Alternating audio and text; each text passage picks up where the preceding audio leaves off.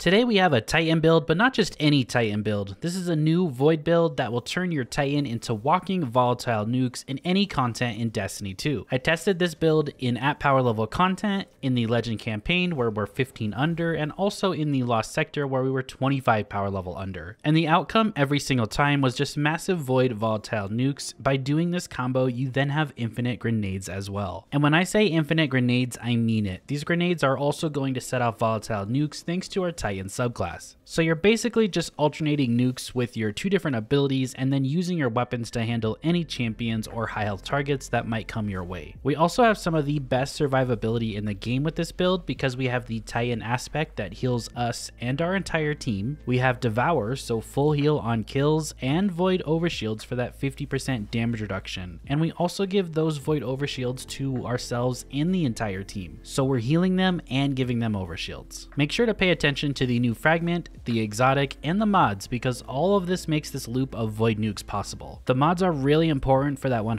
uptime on the grenades, so don't miss those. If you do find this video helpful or enjoyable, then make sure to hit that subscribe button for me, and thank you so much if you choose to do so. I really appreciate it. This build revolves around the controlled demolitionist aspect, and why it's so important is because hitting a target with a Void ability, so mainly our grenades, or a volatile explosion makes them volatile. Now when we add damage to those enemies, they explode, and those explosions are just going to heal us right away and heal our entire team. So you're providing survivability to yourself and teammates, and then our second aspect, which is Bastion, allows us to drop our barricade and give a 50% damage reduction Void Overshield to yourself and the entire team as well. Trust me, your teammates are going to love you for this. These two aspects combined make the Void Titan one of the best support classes in the game, but since you're making everything volatile, you're adding a ton of extra damage with those explosions, so we're kind of getting the best of both worlds here. It's also just fun to watch and look at. Now we only get 3 fragments with this build, and of course we're going to take Echo of Undermining for that 15% weakening debuff. That allows our grenades that we have up all of the time to do more damage itself, and also allow our weapons to do more damage to high health targets like champions. Our second fragment is Echo of Starvation. This got a nice buff this season because not only does Orbs gives us Devour, but also Void Breaches will give us Devour as well. And we're going to be creating both Orbs and Breaches with this setup. Also, we can pick up Orbs of Power now when our super is full and still proc Devour. Devour is that full heal on kill. It's also giving you a nice chunk to your grenade every time you get a kill. And since we can pick up orbs when our super is full, we can also proc our other mods that we're using within the build. Then when we pick up the Void Breaches, those are going to give us a nice chunk to our class ability every time we pick one up to get that barricade and overshield back even quicker. And those Void Breaches will also proc Devour. So we have 2 different ways of proccing Devour. We can pick both of these up still with our super full, and one of them comes from defeating something with our grenade because that's going to make an orb of power, or from our double kill on our weapons to create an orb of power. And the other one is from defeating enemies that are volatile. And as you can see, every enemy around you will be volatile, so you're going to see a ton of those Void Breaches.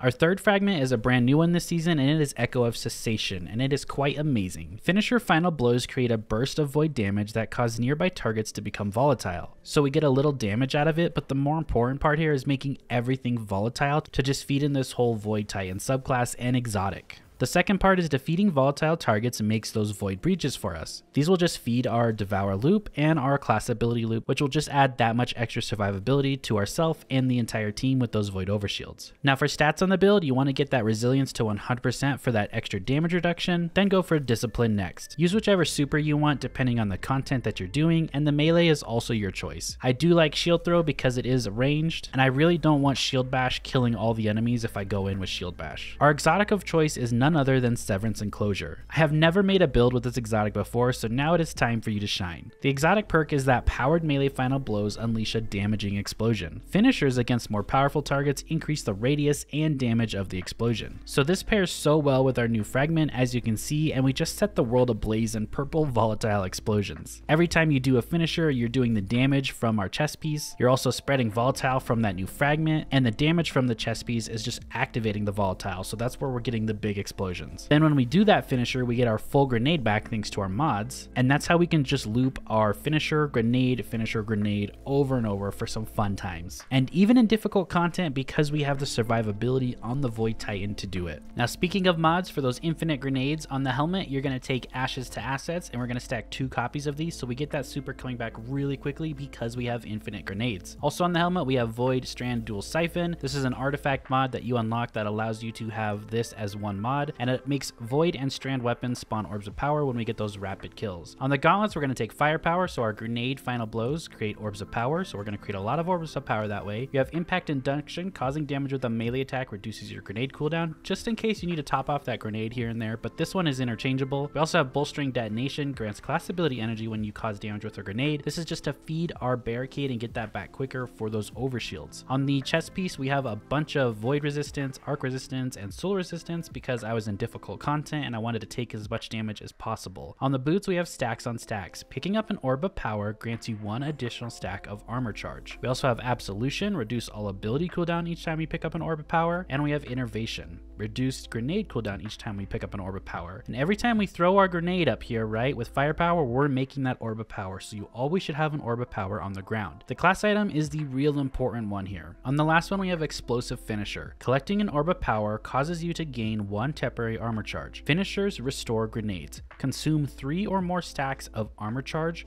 granting additional energy for each charge consumed. And then right here we have Empowered Finisher and another copy of Empowered Finisher. Finisher final blows grant you 1 temporary armor charge when you have none. Multiple copies of this mod stack and improve its effect. So basically what's happening here is we have 2 copies of these on, and we also have stacks on stacks. So what happens is when you finisher something and you have no armor charge, you'll instantly get 3 armor charge. But we also have explosive finisher, so consume 3 more stacks of armor charge, granting additional energy for that charge and consuming the grenade and getting it back. This gives about 75 to 80% of your grenade back, and then all that tops it off is the orb of power from firepower, is devour that's proccing from what we already have running to give us that extra grenade energy from devour. You could also get it from impact induction, throwing your shield. There's a lot of different ways there. There's absolution and innervation when we pick up that orb of power. So as you can see, that's how you can just continuously loop this over and over. It's literally throw a grenade, finisher, throw a grenade, finisher, throw a grenade, and finisher. That's all there is to it. We are taking advantage of volatile flow with this build. Picking up an orb of power grants your void weapons volatile rounds. In the secondary